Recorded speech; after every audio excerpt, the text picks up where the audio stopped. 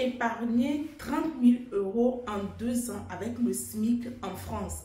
Oui, nous sommes dans une société de consommation où tout te pousse en fait à dépenser l'argent qui entre dans tes mains. C'est ta capacité à retenir l'argent qui va te rendre riche. Ce n'est pas forcément la quantité d'argent que tu gagnes.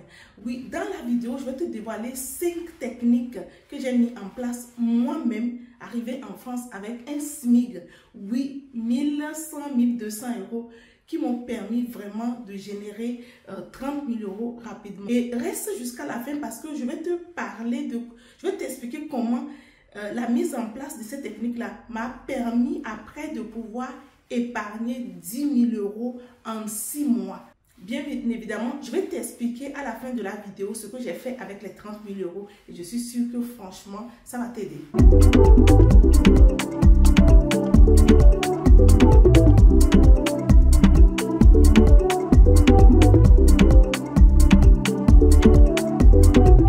Bienvenue sur la chaîne des entrepreneurs audacieux. Ici, c'est l'audace. On met tout en place pour pouvoir travailler dans le confort de notre maison afin d'avoir du temps pour notre famille. Je suis Sadia, spécialiste e-commerce et de la visibilité. Je t'aide à gagner de l'argent dans le confort de ta maison. N'oublie pas de t'abonner, active la cloche des notifications pour ne rien rater. Oui, j'organise une conférence, une grande conférence sur l'éveil de la conscience et du développement féminin en Afrique. Donc, c'est dans 3 pays, le Togo, le Bénin et le Burkina Faso. Si tu es intéressé ou tu connais une personne dans ces pays-là, n'hésite pas à partager la vidéo à ces personnes. Franchement, c'est une grande conférence qui va révolutionner l'état d'esprit et qui va éveiller surtout les consciences. Regarde dans la description de la vidéo, tu as toutes les informations. Alors, la première technique, c'est de maintenir ton niveau de vie. Quand tu commences pas à travailler, quand tu commences pas à gagner de l'argent. Moi, ce que j'ai fait, quand je suis arrivée en France, je suis mariée et ce que je vais dire dans cette vidéo, c'est applicable pour tout le monde. Ne me dis pas que oui, c'est parce que tu es mariée. Et non, tu peux l'appliquer aussi. Du moment où tu commences pas à gagner de l'argent, il faut maintenir ton niveau de vie. Parce que si tu ne gagnais pas cette somme, mais tu ne gagnais pas ça, mais tu vivais. Donc déjà, moi, quand j'ai compris cela, et arrivé en France, quand j'ai commencé par travailler, au lieu de demander par exemple à mon mari d'aller prendre un appartement plus grand, d'aller dans le privé, aller louer quelque chose, non, je suis restée comme si je ne travaillais pas. Et ça m'a permis par exemple d'épargner beaucoup d'argent. Donc il va falloir mettre ton ego de côté, arrêter de subir la pression du regard des autres. Oui, les personnes qui vont te dire que oui, tu n'as pas changé de voiture, tu vis encore dans un HLM. Oui, c'est les logements sociaux pour les personnes qui sont en Afrique qui nous regardent. Donc arrête débarrasse-toi complètement du regard des autres et dis-toi que c'est pour ton bien, c'est pour ton avenir, c'est pour tes projets en fait. Deuxième technique que j'ai mis en place quand j'ai commencé par travailler, j'ai automatisé mon épargne. Oui, j'ai décidé de mettre de côté entre 500 et 800 € par mois. Oui, parce que je me dis de toutes les façons, quand je ne travaillais pas, je vivais. Et donc, j'ai commencé par bloquer cette somme-là sur mon compte pendant plus de 2 ans, en fait. Et ça m'a permis vraiment de me discipliner, de comprendre. Et ce qui me réjouissait à l'époque, ce qui me faisait le plus plaisir à l'époque, c'est quand je voyais mon compte bancaire grandir. C'est-à-dire que je voyais le montant, moi qui n'avais pas 10 € sur mon compte. À un certain moment donné, j'ai commencé par avoir 5 000 €, 8 000 €. Et je me disais, waouh, waouh, ça veut dire que moi aussi, je peux rêver. Moi aussi, je peux me projeter. Et là, je vais faire une pause pour parler à toutes les femmes. Nous, les femmes, on a un gros problème. Quand on commence pas à gagner de l'argent, c'est comment faire pour dépenser. Et si tu appliques ce que je t'ai dit, tu automatises, c'est-à-dire que tu bloques le compte. Tu n'as pas accès en fait. Et du moment où tu n'as pas accès, tu es obligé de vivre avec ce que tu as. Et fais comme si l'argent là ne t'appartenait pas. Et après, tu pourras faire de grandes choses. Troisième technique, je ne fais pas de crédit à la consommation. Moi, la première fois que j'ai fait de crédit à la consommation en France, c'est quand je me suis lancée dans l'entrepreneuriat. Et à certain moment donné, le fournisseur me demandait de payer une somme. Et je ne l'avais pas en fait. Parce que j'avais déjà expédié un stock à un client qui ne m'a pas encore remboursé. C'est en ce moment-là que j'ai pris ma carte de crédit.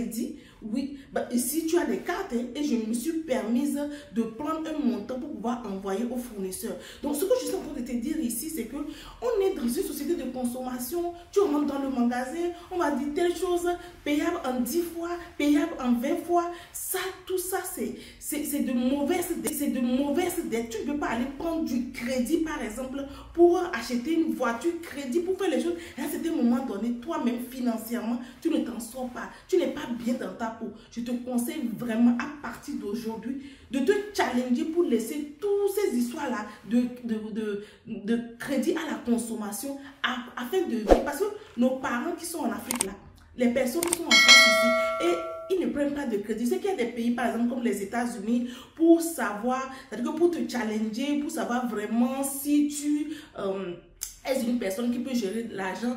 Voilà, on te pousse à prendre du crédit et tout. Oui, je pense que c'est une bonne chose aussi pour une personne, pour te permettre de te discipliner. Parce que quand tu as du crédit et que tu n'arrives pas à rembourser, je ne pense pas que les choses ne vont pas être faciles pour toi. Ça, par exemple, moi, je peux comprendre. Mais quand tu es dans un pays ici, tu prends du crédit pour faire quoi? Tu prends du crédit pour acheter une table, tu prends du crédit pour acheter un téléphone. Je vois des personnes même qui prennent du crédit pour acheter un iPhone. Ça, c'est des bêtises. Il faut sortir. Si l'iPhone te permet, par exemple, de produire du contenu comme ce que je suis en train de faire, oui. Mais si ton iPhone, c'est juste pour pouvoir prendre de jolies photos et mettre, alors que ça ne te sert à rien, moi, je ne peux pas m'acheter un téléphone qui ne me permet pas de gagner de l'argent. Franchement.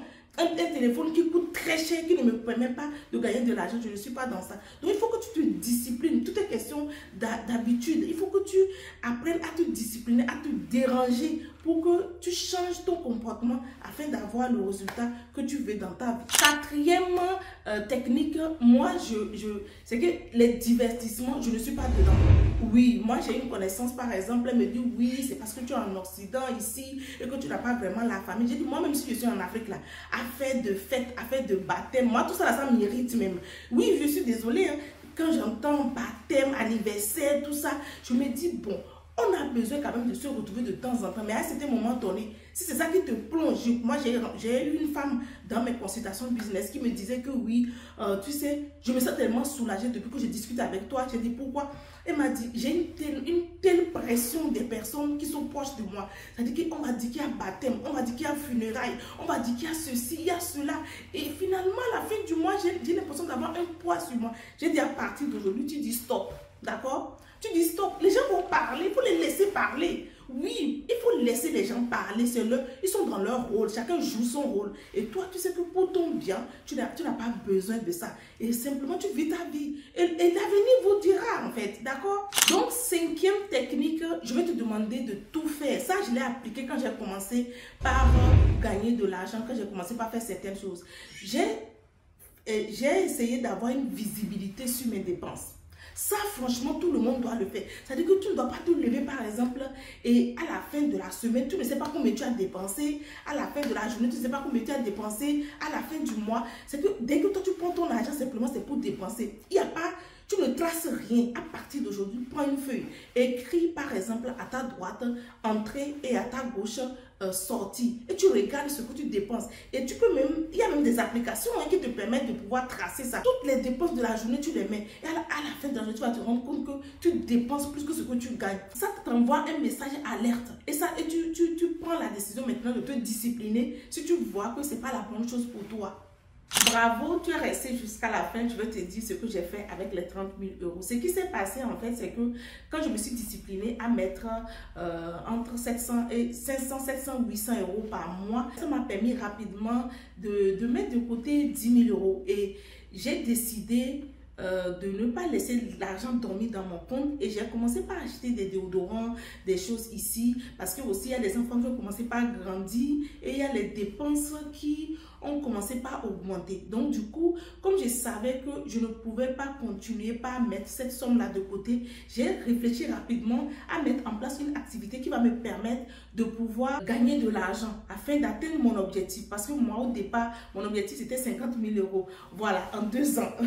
Donc, du coup, j'ai commencé par acheter des déodorants que j'envoyais en Afrique. Et ça m'a permis déjà de comprendre comment le comportement des consommateurs sur place en Afrique. Et ça qui fait qu'aujourd'hui, en tant qu'e-commerçante, les choses se passent bien pour moi. J'ai développé cette compétence en commençant petit. C'est pour ça que je parle de l'importance des petits commencements. J'en parle de ça dans mon livre Oser rêver grand. Il n'est jamais trop tard pour recommencer. Comment tu dois commencer petit pour grandir? Ces attitudes que j'ai eu à développer et tout, ça m'a permis à un certain moment donné de me discipliner. Et donc, comme je ne me sentais pas bien, je faisais le ménage comme je raconte dans le livre, comme je ne me sentais pas très bien dans mon travail, je voulais changer. Et donc j'ai décidé de reprendre les études. Et quand j'ai fini les études, il fallait faire un stage. Et en France, si tu es en CDI, que tu trouves même un stage et que l'entreprise te paye, l'entreprise dans laquelle tu fais ton stage te paye, tu peux cumuler les 2 salaires. Et oui, c'est comme ça, j'ai pris mes 1200 euros plus 1300 euros que le stage me payait. Donc, quand j'ai trouvé le stage, j'ai commencé à cumuler les 2 salaires. C'est-à-dire que si tu es en France et que tu trouves par exemple un stage alors que tu es en CDI, tu peux cumuler les 2 si l'entreprise te paye, d'accord? Et c'est ça qui m'a permis en fait d'avoir environ dans les 2600 euros par mois. J'ai encore appliqué la même technique. Au lieu de rester, de penser que okay, comme je gagne bien maintenant et que dès que je finis, je ne fais plus le ménage, je vais trouver du travail, je vais gagner bien et tout. Non, je suis restée dans la même logique. Et j'ai commencé par mettre de côté 1500 euros durant les 6 mois de stage. Et ça m'a permis, franchement, de mettre de côté, je pense, 9000 euros. D'accord? Et à la fin du stage, voilà, on m'a payé comme j'ai fait le stage dans une société d'intérim qui m'a envoyé dans la boîte. On me payait vraiment... Ils m'ont payé beaucoup de choses à la fin, ce qui m'a permis d'avoir, au bout de 6 mois, 10 000 euros encore. C'est pour te dire quoi? C'est possible pour toi aussi. Mais il suffit que tu te disciplines en fait. J'ai décidé de parler de ça. J'ai décidé de te partager mon expérience pour te dire que même avec un petit salaire, tu peux faire de grandes choses. Maintenant, toi par exemple, qui es seul et que les charges pèsent sur toi, tu peux apprendre. Il faut diminuer certaines choses. De tout ce que j'ai dit là, trouve quelque chose dedans, tu diminues. Tu vas voir que à la fin, bon, même si c'est 50 euros, tu vas mettre de côté. C'est valable pour toi aussi qui est en Afrique. Si tu gagnes 100 000 francs, de tout ce que j'ai décrit là, applique ça. Je sais que c'est pas facile. Moi aussi, quand je mettais 800 euros de côté ici, je pouvais rentrer dans un magasin. Je trouve des choses que je ne peux pas payer en fait. À l'époque, je me rappelle, j'étais allée me tracer chez une dame et je n'avais pas d'abonnement.